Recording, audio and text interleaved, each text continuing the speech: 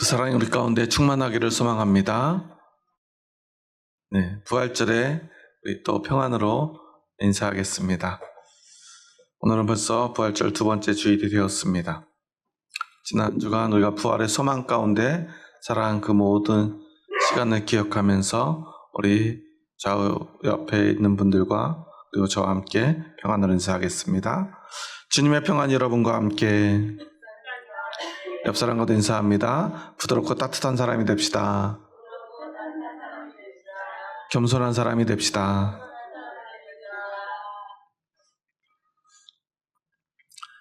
오늘은 부활절 두 번째 주일입니다. 하나님께서 부활절 두 번째 주일에 요한계시록의 말씀을 우리에게 주셨습니다. 왜 부활절 주간에 이렇게 계시록의 말씀을 주셨을까? 한 주간 묵상하며 그 의미를 생각해 보았습니다. 계시는 무엇입니까? 사람의 지혜로 알 수 없는 진리를 하나님이 우리에게 영감으로 보여주시는 것, 환상으로 보여주시는 것입니다. 말로 하는 것이 아니라 영감으로 계시했다고 해서 사람들은 묵시라고도 부릅니다. 그래서 천주교에서는 이 요한계시록을 요한묵시록이라 부르기도 합니다. 계시록의 영문 제목을 보면 레벌레이션이라고 합니다. 비밀을 폭로하다라는 뜻이고요. 또 다른 의미는 베일을 벗기다라는 뜻도 있습니다. 요즘은 이제 결혼식 문화가 좀 바뀌어가지고 그 신부들이 웨딩 베일을 잘 쓰지 않죠. 뭔지 아시죠? 얼굴을 이렇게 하얀 천으로 가리는 것. 앞이 보이지 않진 않는데 얼굴이 잘 안 보이죠. 그럼 예식 중에 어떤 의식이 있냐면 신랑이 뭘 벗겨줘요? 이 베일을 이렇게 올려주거나 벗겨주는 그런 의식들을 과거에는 꼭 했었어요. 그런데 우리는 그것을 뭐하러 하는지 잘 모르죠. 이 레벌레이션에서 이 단어의 뜻은 베일을 벗기다라는 뜻인데 베일을 벗기면 어떻게 되죠? 두 사람이 얼굴을 마주할 수 있게 되죠. 그래서 신부의 웨딩 베일을 벗긴 행위는 두 사람 사이에 더 이상 비밀이 없어지고 이제 두 사람은 삶을 완전히 공유하게 된다는 상징을 가지게 되는 거예요. 정말 좋은 의미지 않습니까? 그런데 요즘은 그런 의식들이 없어서 그런지 결혼을 해도요, 각자 월급은 각자 따로 관리하고 통장도 따로 관리하고 생활비 50대 50, 60대 40 이렇게 돼가지고 같이 생활하기도 하고요. 그런다고 하더라고요. 요즘 그 젊은 친구들이 살아가는 방식은 예전에 우리가 그냥 모든 걸 다 열어놓고 함께 살던 그런 모습들과는 조금 다릅니다. 그러다 보니까 예전보다는 또 이혼하는 경우도 더 많아지는 것 같고요. 결혼의 진짜 의미를 어쩌면 잃어버리고 있는 것은 아닌지 생각하게 됩니다. 그런데 이러한 의미를 성경에서 사용하고 있는 것은 이제 우리도 하나님의 계시를 통해서 하나님의 계시를 받은 그 계시의 진리를 받은 성도는 베일을 벗고 주님과 온전히 비밀 없이 막힘없이 하늘의 비밀을 알고 또한 하나님의 은총을 온전히 받을 수 있게 되었다는 사실이에요. 여러분은 하나님의 계시를 받은 하나님의 백성 그리스도인임을 믿으십니까? 하나님은 이 계시록을 통해서 우리에게 그 하늘의 그 비밀의 베일을 벗겨주셨다는 사실을 기억해야 합니다. 그런데 많은 사람들은 이 계시록 읽기를 두려워합니다. 왜 두려워하죠? 그 내용이 조금은 두려운 내용들이 있기 때문에 그래요. 그러다 보니까요, 언젠가부터 요한계시록을 설교하는 곳은 대부분 어떤 곳이죠? 사입 이단 교회에서 그렇게 열심히 요한계시록을 설교를 해요. 그런데 그 내용을 정말 이상하게 가르칩니다. 2000년 동안 이단들이 많이 사용했던 이 계시록의 설교 방식은 알레고리라는 방식을 사용해요. 어떤 숫자나 상징들을 이렇게 끼워 맞추면서요, 그 의미들을 풀어나갑니다. 그 결국에는 그 끝에 뭐가 있죠? 그래서 우리 교주님이 예수님이다라는 이야기를 하는 거예요. 이런 숫자들을 맞춰보니까 이런 의미가 있고, 이런 말들은 사실 이런 상징이 있는데 이런 상징들을 다 가지신 분이 바로 이분입니다 라고 말해요.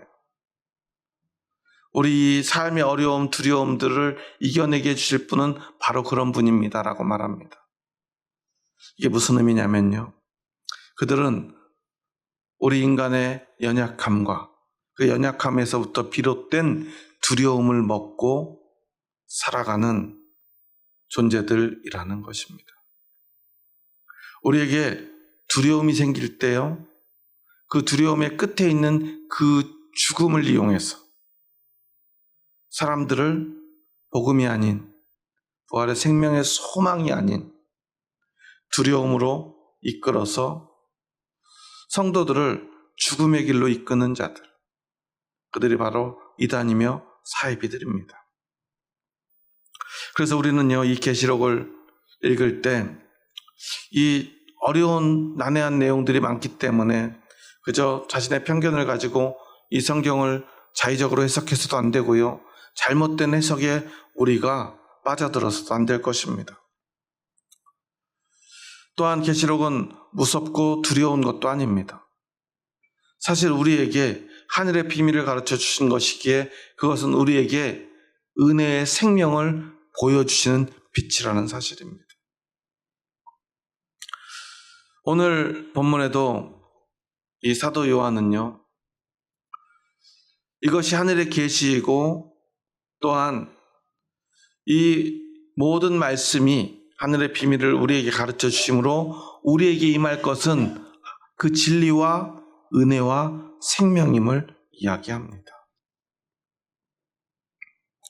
오늘 본문은 아니지만 그 앞에 3절에 보면 이 예언의 말씀을 읽는 자와 듣는 자와 그 가운데 기록한 것을 지키는 자는 복이 있나니 때가 가까움이라고 말해요. 여러분, 종말의 때가 가까운 것이 여러분에게는 어떤 마음을 가져다 주십니까? 두려움입니까? 기쁨입니까? 요한계시록에 기록된 마지막 때는 어떤 거죠? 온갖 두려운 일들이 일어나죠. 사람이 죽고요, 죽이고요, 마지막 전쟁이 일어나고요, 말할 수 없는 두려운 현상들이 펼쳐집니다. 그것을 우리에게 보여주시고 이야기해 주신 이유가 무엇이죠? 우리는 그것을 봐야 돼요. 그 끝에 무엇이 있는가? 먼저 요한계시록을 기록한 그 사도 요한에 관한 이야기를 잠시 해보자면, 이 요한계시록은 사도 요한이 반모섬이라고 하는 섬에 유배되어서 본 환상을 기록한 말씀이에요. 사실 사도 요한은 12제자 중에 제일 나이 어린 막내였습니다. 이 요한계시록이 기록된 때는 서기 96년경 도미티아누스 황제가 교회를 박해할 때, 로마 황제들의 교회 박해는 한 10번 정도에 걸쳐서 아주 심각한 박해들이 있었어요. 그 중에 첫 번째 박해는 우리가 잘 아는 네로 황제의 박해였습니다. 그때 많은 그리스도인들이 죽었고요, 사도들이 죽었습니다. 네로 황제는 우리가 너무나 잘 알죠. 그리고 두 번째 박해가 바로 지금 요한계시록을 기록할 때 사도 요한을 유배 보냈던 도미티아누스 황제의 박해이고요, 요한은요 1차 박해 네로의 박해와 도미티아누스 황제의 2차 박해, 그리고 3차 박해인 트라이아누스 황제의 박해까지 경험하고 죽게 됩니다. 속된 말로 너무 오래 살아서 못 볼 꼴을 너무나 많이 본 사도예요. 예수님은 진작에 하늘로 가셨고요. 형들은 하나 둘 순교를 하기 시작합니다. 십자가에 거꾸로 달려 죽기도 하고요. 돌에 맞아 죽기도 하고요. 온갖 끔찍한 방법으로 순교를 하기 시작합니다. 아마 처음에는 그렇게 죽어가는 형제들의 그 형들의 모습이 너무나 마음 아프고 힘들었을 거예요. 그러면서 늘 마음에 불안이 있겠죠. 나는 언제 순교하게 될까? 그런데 사도 요한은요, 끝내 순교하지 못해요. 이 두 번째 박해에서도 그는 살아남아서요, 90대 백발의 노인이 된 사도 요한은 그저 밤모섬으로 유배를 떠납니다. 아마 유배길에 오르면서 사도 요한은 이런 생각을 했을지도 몰라요. 왜 나만 순교의 제물이 되지 못하는 걸까? 내 믿음이 부족한 건 아닐까? 지금 죽어도 별로 여한이 없는데 지금이라도 순교할 수 있도록 허락해 주신다면 얼마나 좋을까? 어쩌면 그런 생각을 하지 않았을까요? 예전에는 오래 사는 게 참 좋은 일이고 복된 일이라고만 생각을 했어요. 그런데 저도 이제 50대 중반이 되어 가고요. 하나둘 주변 친구들도 저보다 먼저 떠나는 친구들이 생기고요. 그렇게 건강하던 제 아내도 저보다 먼저 보내고요. 이렇게 조금씩 이런 일들을 겪다 보니까요. 오래 사시는 분들은 우리가 그 마음의 슬픔이 우리가 몰라도 깊이 자리하고 있겠구나라는 생각을 하게 돼요. 저희 아버지가 그런 얘기를 하시더라고요. 건강하고 잘 나가던 친구들이 이제 다 죽고 몇 명 안 남았다고. 그런데 친했던 친구들, 또 사랑하는 가족들 하나 둘 먼저 떠나보낸 그 삶 속에서 우리는 오래 살아남죠. 그러면 그 삶은 그만큼 그 속에서 사랑하는 사람들을 먼저 보내야 하는 아픔으로 채워지는 시간이었을 것입니다. 사도 요한이 그랬습니다. 어쩌면 요한은 하나님이 조금 원망스러웠을지 모릅니다. 왜 나는 계속 이렇게 살려두어서 이 아픔들을, 이 슬픔들을 온전히 겪게 하는가 하고 말이죠. 이제 나이 들어서 자신이 할 수 있는 일도 별로 없습니다. 에베소 교회를 섬기며 목회를 오랫동안 했지만 이제는 그 황제들의 박해 속에서 교회에서 할 수 있는 일도 별로 없어요. 오죽하면 사도 요한은요, 이 밤모섬에 유배를 갔는데 밤모섬은요, 왜 황제들이 그곳으로 기독교인들을 유배 보냈냐면 그곳에는 커다란 채석장이 있습니다. 대리석을 캐내는 채석장인데요. 그래서 그곳에 가면요, 골병이 들 때까지 그곳에서 매일매일 중노동에 시달려야 했다고 그래요. 그런데 사도 요한은 너무 늙어가지고요, 일도 시킬 수 없어가지고 사도 요한은 일은 안 시키고요, 다른 사람들에게 혹시 복음을 전하고 종교 행위를 할까봐 다른 기독교인들하고 완전히 격리시켜가지고 따로 저 동굴에 가둬뒀다고 그래요. 그곳에서요, 절망에 빠져있는 사도 요한의 귀에 나팔 소리가 들립니다.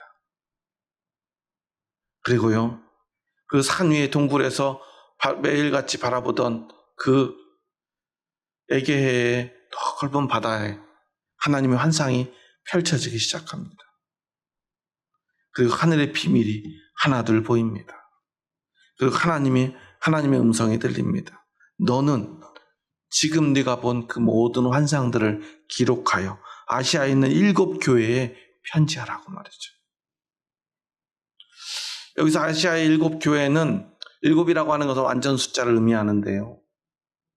이것은 상징적인 의미가 있어요. 물론 실제로 아시아에 있는 7 교회 편지를 보내기도 했지만 모든 세상의 교회들에 보내는 편지라는 사실입니다.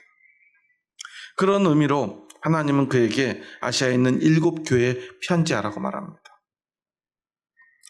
늙은 요한은 이것이 나의 마지막 사명이구나. 내가 이 계시를, 이 비밀을, 이 말없이 나에게 보여주시는 이 환상을 기록하여 교회에 남기는 일.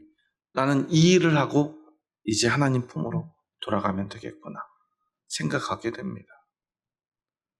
날마다 보여지는 그 환상들을 그는 하나씩 기록합니다. 그리고 그것은 하늘의 비밀이 되어 그것이 우리에게 들려지게 된 것입니다.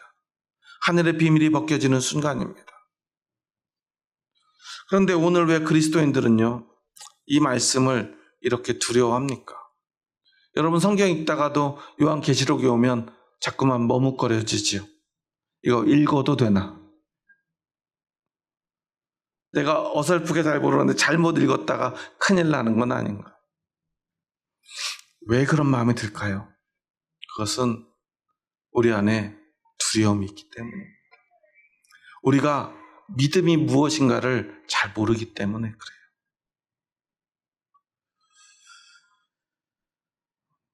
토마스 아퀴나스는요, 세상의 존재를 설명하면서 액트와 포텐트라는 단어를 사용해요. 라틴어 액트는요, 우리의 눈에 보이는 것, 지금 보이는 모든 현실들을 의미합니다. 포텐트는요, 지금 당장 보이지 않나 장래에 나타나 보일 어떤 존재에 대한 이야기입니다. 십자가를 지는 것 같은 고통, 아픔, 세상의 모든 실패 같은 우리 눈앞에 보이는 어려움들을 액트라고 할 수 있고요. 주님의 계시를 통해 이 베일을 조금씩 벗겨가면서 성삼위 하나님께서 주관하시는 우리가 우리의 눈에 잘 보이지 않는 미래, 하나님의 역사가 바로 포텐트입니다. 우리의 믿음은요, 그리고 오늘 사도 요한을 통해서 우리에게 보여주는 이 계시라고 하는 것은 오늘 현실의 액트에서 장래의 영광과 소망인 포텐트를 바라보는 거예요.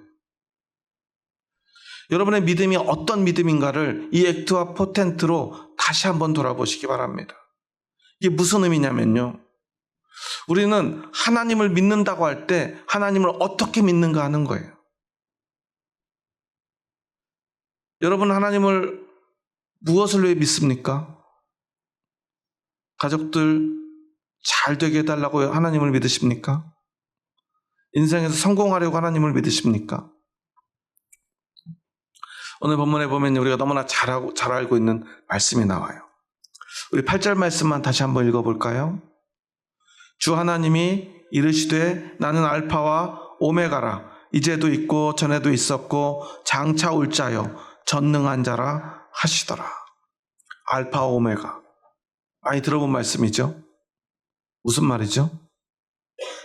이게 헬라어인데요, 헬라어는 이 성경이 쓰여지던 당시 고대 그리스어입니다. 당시에 세계 공용어였어요. 로마가 세계를 지배하고요, 그 로마는 이 그리스 문화와 그리스 언어가 지배를 했어요. 그래서 지금 세계 공용어가 뭐죠? 한글? 예. 누가 버려도 영어죠. 영어로 바꿔서 이 말씀을 하면 뭐예요? 나는 A와 Z이다 라는 뜻이.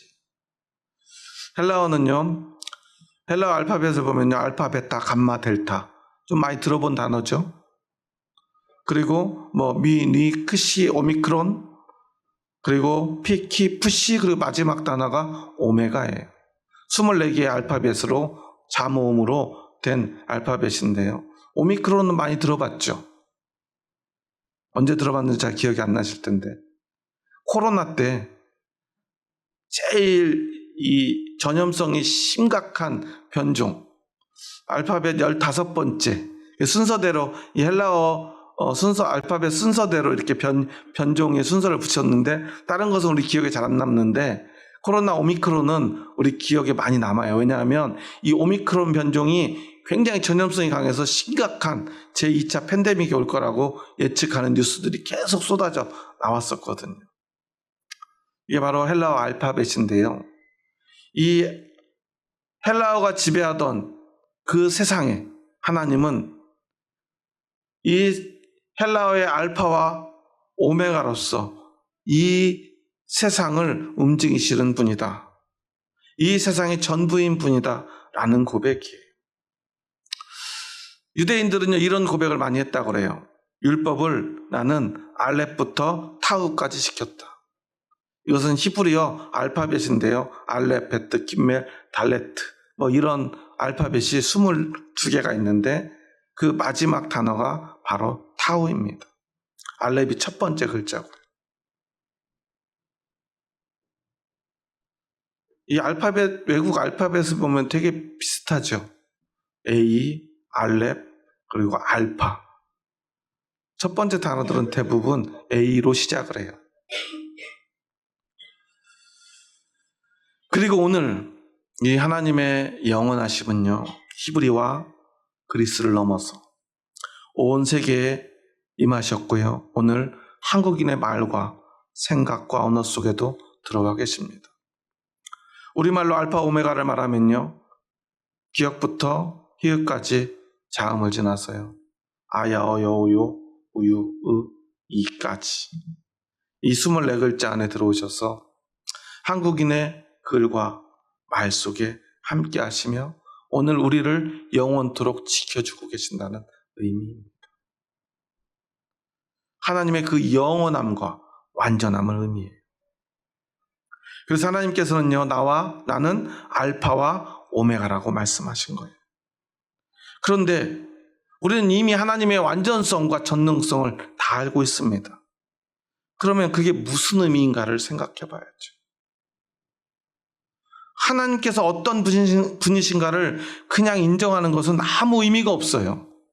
우리 믿음에 어떤 의미가 있습니까? 하나님은 원래 그런 분이고요. 우리가 믿지 않아도 하나님은 알파와 오메가이신 분이라는 사실이에요. 그런데 나는 알파와 오메가다 말씀하신 이유가 무엇인가를 우리는 알아야 되지 않겠습니까? 그것은 바로 하나님이 나의 알파와 오메가인가를 우리가 고백할 수 있는 거예요. 예전에 제가 참 감동적으로 봤던 영화 중에 하치 이야기라는 영화가 있는데요. 사실은 그 일본에 있었던 실화를 바탕으로 일본에서도 영화가 제작됐었고, 제가 본 영화는 미국에서 제작한 하치 이야기였는데, 원래 일은 하치가 아니라 미국 사람들이 발음하기가 좀 어려워서 하치라고 이름을 바꿔놨는데, 원래는 하치코라는 강아지 이야기예요. 도쿄대 교수였던 우에노 히데사부로라는 박사가 키우던 강아지가 바로 하치코인데요. 우리나라로 말하면 진돗개랑 좀 비슷하게 생겼어요. 물론 좀 덩치는 좀 작고 조금 더 웃는 얼굴이에요. 진돗개는 조금 약간 싸납게 생겼잖아요. 눈도 좀 찢어지고. 그런데 이 아키타견은 아주 귀엽게 생겼어요. 굉장히 영리한 견종인데요. 이 하치코는요, 주인이 얼마나 지극정성으로 키웠는지 교수가 아침에 출근할 때 따라가고요, 집에 갔다가 또 퇴근 시간이 딱 되면 미리 혼자 우에노 교수가 이용하는 그 역으로, 시부야 역으로 가서 그 역 앞에 딱 앉아서 주인을 기다렸다고 그래요. 그래가지고 같이 집으로 돌아옵니다. 하루도 빠지지 않고요. 주인이 출근하는 날 같이 갔다 함께 퇴근하는 강아지였는데요.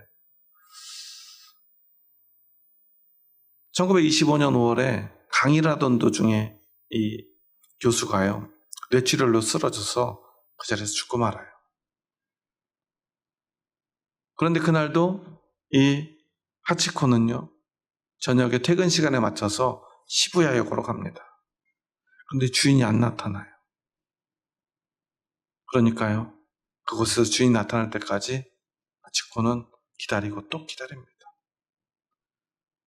눈이 오고요, 비가 와도요, 기다리고 또 기다려요. 동네 상인들은요, 걔가 그곳에서 계속 왔다 갔다 하니까요, 장사에 방해된다고 애를 쫓아내기도 하고요. 그래도 쫓아내면 도망갔다 다시 돌아오고요. 동네 강아지들이 또 괴롭히면 또 도망갔다 또 다시 돌아와서 주인을 기다리고요. 그렇게 9년을 기다렸다고 그래요. 10년 가까이 기다리던 하치코는요, 결국 주인을 만나지 못한 채 암으로 세상을 떠나고 맙니다. 7년쯤 됐을 때 지역 신문에서, 방송국에서 이 강아지의 사연을 듣고는요, 전국적으로 방송을 내보내서 아주 일본에서 유명한 개가 되어서 지금은 그 시부야역에다가 강아지 동상을 세워놨다고 그러죠. 저는 그 영화를 보면서 그 하치코에게 우에노 교수는 그 강아지에게 그 강아지의 삶의 전부인 존재예요. 그는 그냥 오직 그 주인만을 바라보며 살아가고요. 주인이 죽은지도 모른 채 주인만을 기다리다 죽게 됩니다. 바로 이런 것이 오늘 성경이 말하는 알파와 오메가가 아닐까 저는 생각해요. 여러분에게 하나님은 어떤 존재입니까? 내가 어려울 때 도와주시는 존재입니까? 내가 즐거울 때 그 기쁨을 나누는 존재입니까? 그저 나에게 도움이 되는 분입니까? 하나님은 우리에게요, 나는 너희를 그냥 도와주는 존재가 아니야. 나는 알파와 오메가야 라고 말씀하고 계십니다. 다른 말로 하면 너에게 나는 누구니? 정말 너에게 나는 너의 전부니라고 묻고 계시는 거예요. 사람들은요, 소중한 것 또는 소중한 사람을 잃었을 때 비로소 깨닫습니다. 그가 나에게 얼마나 소중한 존재였는가. 특히나 자신의 인생의 전부와 같은 존재가 어느 날 내 곁을 떠나게 되었을 때 사람들은 견디기 힘들어집니다. 저도 제 아내를 떠나보내고요, 너무나 큰 충격 때문에 어떻게 무엇을 해야 될지 모르는 절망감에 빠져 있었어요. 저도 제 아내를 대학교 때 만나가지고 거의 30년을 함께 했었는데, 그러다 보니까 늘 삶의 일부였죠. 늘 함께 살았고요. 인생의 모든 희노애락을 함께 했습니다. 물론 좋을 때보다 힘들 때가 더 많았을지도 몰라요. 다투기도 많이 다투고요. 제가 마음에 안 드는 구석도 많았고 저를 마음에 안 들어하는 구석도 많았겠죠. 함께 산다는 건 참 힘든 일입니다. 어떤 사람이 그런 얘기를 하더라고요. 여러분은 사랑하는 사람과 결혼하셨습니까? 그런 질문을 하더라고요. 여러분은 사랑하는 사람하고 결혼하셨습니까? 굉장히 드문 케이스래요. 저렇게 네 하시는 분. 대체로 사람은 누구랑 결혼하냐면 결혼 정년기에 만난 사람하고 결혼한대요. 하필 그때 만난 사람하고. 실제 사랑하는 사람은 그 전에 있었거나 그 이후에 있으면 원래 안 되는데 그럴 수도 있대요. 그런데 결혼은 보통 그때쯤, 결혼해야 되겠다 마음 먹었을 때쯤, 아니면 결혼할 수 있을 때쯤 만난 사람하고 결혼한다는 거예요. 여러분의 첫사랑은 언제죠? 유치원? 초등학교? 중학교? 고등학교? 대학교? 아니면 직장에 가서? 빠른 사람도 있고 늦은 사람도 있겠지만요. 첫사랑하고 결혼한 사람은 별로 없죠. 그런데 첫사랑하고, 아니면 내가 진짜 가장 사랑하는 사람과 결혼하지 않았어도요, 사람들이 이 세상을 살면서 느끼는 가장 큰 고통은 배우자를 잃어버렸을 때라고 말합니다. 왜 그럴까요? 내가 정말 세상에서 너무나 사랑하지 못했어도 함께 살다 보니까요, 그 사람이 나에게 가장 소중한 사람이 되고요, 어느 순간 그 사람이 나의 전부가 되어 있기 때문입니다. 그래서 그 사람을 잃어버렸을 때요, 내가 이제 어떻게 살아갈 수 있을까 하는 절망감이 찾아오는 것입니다. 저도 그랬습니다. 이제 어떻게 살아야 되지? 너무나 막막하기만 했어요. 하나님이 원망스럽기까지 했습니다. 날마다 자다가도 벌떡 일어나서요, 하늘을 바라봅니다. 하나님이 너무 원망스러웠기 때문에. 그런 시간을 벌써 2년째 보내고 있습니다. 이제 한 2달만 지나면 벌써 제 아내가 떠난 지 2년이 되는데요. 함께 살아가는 사람들의 소중함을 우리는 잊고 살아가고 있는지도 몰라요. 그런데 그 절망감 속에서 제가 깨달은 것은 이것입니다. 그렇다면 나는 하나님 앞에 어떤 존재이고 나에게 하나님은 어떤 분인가 하는 문제였어요. 내 아내를 데려가셨으니 하나님이 원망스럽고, 그때 만약에 살려주셨다면 기적적으로요, 그때 우리 얼마나 같이 열심히 기도했습니까? 제 아내가 갑자기 쓰러졌을 때 얼마나 많이 기도했습니까? 첫날 너무나 고통스럽게 심폐소생술을 받는 그 모습이 지금도 잊혀지지 않아요. 그래서 그 모습을 보다가 제가 너무나 마음이 아파서 30분도 채 되지 않아서 이제 심폐소생술을 멈춰달라고 동의서를 작성하기까지 했습니다. 그러니까 한 집사님이 저에게 와가지고 저를 막 원망하면서 당장 그거 취소하라고, 사모님 살려내야 된다고, 살릴 수 있다고, 기도하면 된다고 저한테 막 화를 내더라고요. 그래서 포기하지 말라고 저한테 막 화를 내서 포기하지 않고 기도하겠다고 그랬습니다. 그래서 함께 정말 열심히 눈물로 기도했죠. 하지만 결국 하나님은 제 아내를 데려갔습니다. 너무나 원망스러웠죠. 하지만 시간이 지나며 저는 다시 한번 하나님의 말씀 앞에서 저의 믿음을 돌아봅니다. 하나님이 나의 알파와 오메가라고 하는 믿음은요, 나에게 소중한 사람을 다시 돌려주고요, 아픈 사람을 고쳐주시고요, 연약한 사람을 강건하게 해주고요, 대학에 가지 못한 자녀들 좋은 대학에 가게 해주고요, 취직 못하는 남편 다시 더 좋은 직장에 가게 해주고요, 사업이 어려운 남편 사업에 성공하게 해주고요, 건강하게 해주고 잘 살게 해주는 것, 그것 때문에 우리가 하나님을 믿는 것이라면 그것은 우리에게 하나님이 알파와 오메가가 되는 것이 아닙니다. 하나님이 나의 전부가 되는 것이 아니라 나의 전부를 위해 하나님을 이용하는 것뿐인 것입니다. 그리고 다시 한번 저의 모습을 돌아보았습니다. 그리고 하나님이 나의 전부입니다. 억지로라도 고백하며 하나님을 바라보니까 그곳에 진짜 생명과 진리가 있음을 깨닫습니다. 요한계시록을 보면 온갖 죽음과 전쟁이 난무합니다. 하지만 이것은 분명 우리에게 은혜의 말씀입니다. 왜냐하면 이미 오늘 우리는 그 종말의 시간을 살고 있기 때문입니다. 언제든 사랑하는 가족이 죽을 수 있고요, 내 사랑하는 자녀가 죽을 수 있습니다. 내가 죽을 수도 있습니다. 언제든 우리는 그런 두려운 오늘을 살고 있습니다.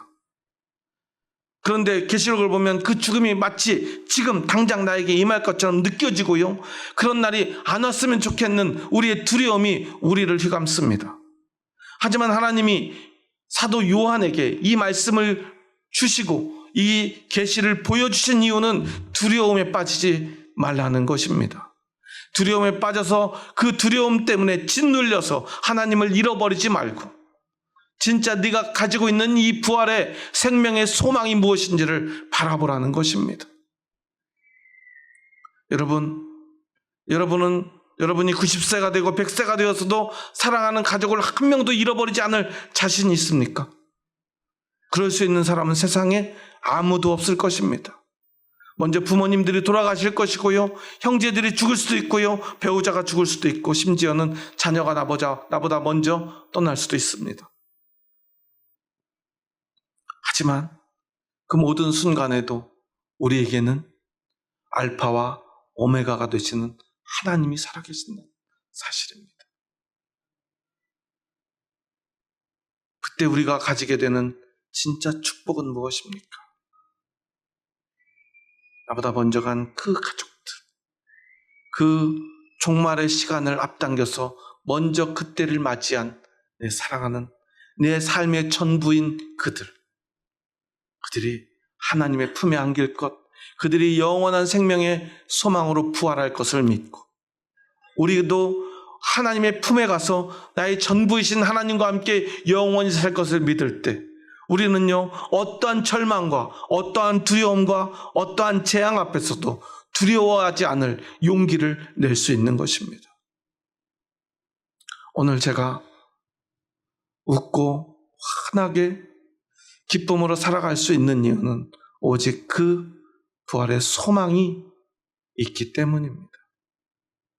하나님이 진짜 저의 알파와 오메가임을 이제야 비로소 진짜 믿을 수 있었기 때문입니다. 여러분의 가장 소중한 사람을 잃기 전에 여러분이 먼저 하나님이 나의 알파와 오메가임을 고백할 수 있기를 바랍니다.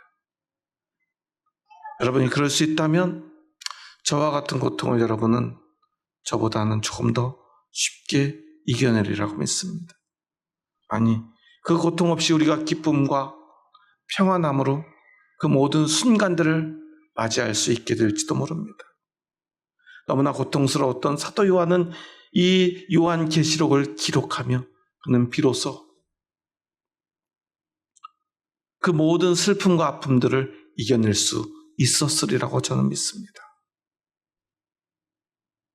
우리에게는 부활의 소망이 있지 않습니까? 하나님이 전부인, 하나님이 알파와 오메가인 믿음이 있지 않습니까?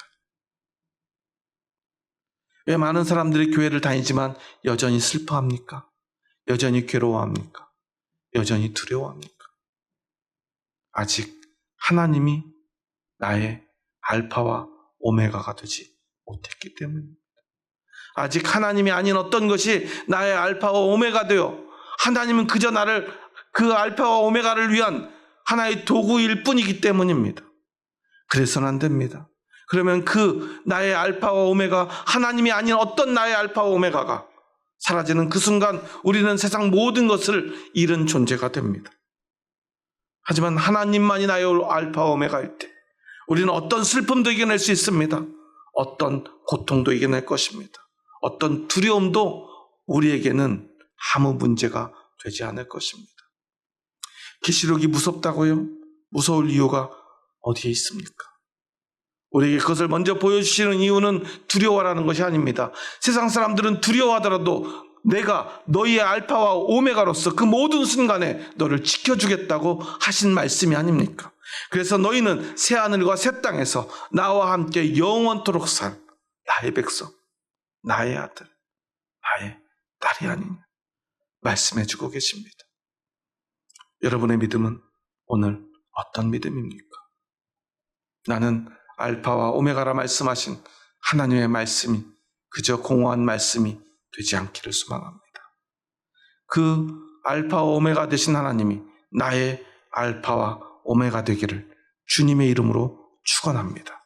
그때 오늘 현실의 액트가 오늘 우리 미래의 포텐트가 되어 우리의 영원한 소망이 되고 기쁨이 되고 평안이 될 줄 믿습니다.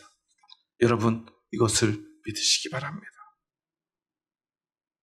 그리고 어떤 어려움 앞에서도 나의 알파 오메가는 하나님이십니다. 그 믿음의 고백을 드리실 수 있기를 축원합니다.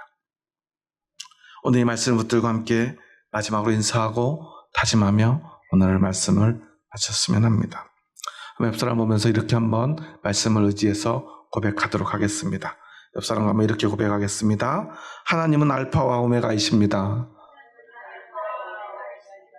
그리고 한번 이제는 우리 고백하면서 옆 사람과 이렇게 인사합니다. 하나님은 나의 알파와 오메가입니다. 하나님은 나의 전부입니다. 나에겐 하나님뿐입니다. 여러분 정말입니까?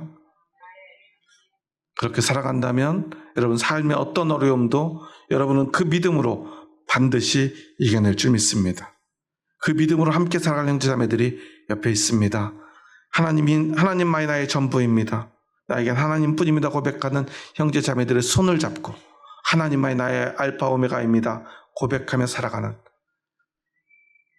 우리의 삶이 되기를 소망하며 또한 그렇게 함께 살아가 줄 형제자매들에게 마지막으로 사랑한다고 고백합니다. 주의 사랑으로 사랑합니다. 기도하시겠습니다. 하나님 감사합니다. 저희 부족하고 연약한 자들 사랑하셔서 저희들을 주님의 뜻 가운데로 부르시고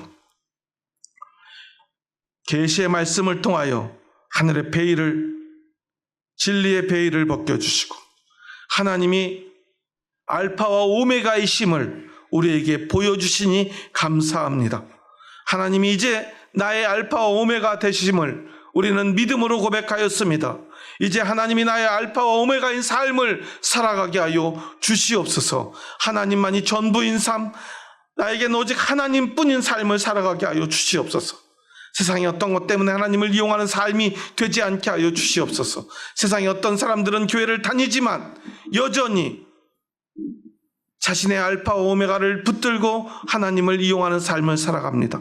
하지만 그 끝은 결국 불행뿐입니다. 슬픔뿐임을 고백합니다. 하지만 하나님이 나의 알파와 오메가 되는 순간 우리는 세상의 어떤 두려움 앞에서도 당당할 수 있음을 고백합니다. 어떤 슬픔도 이겨낼 생명의 소망이 있음을 고백합니다.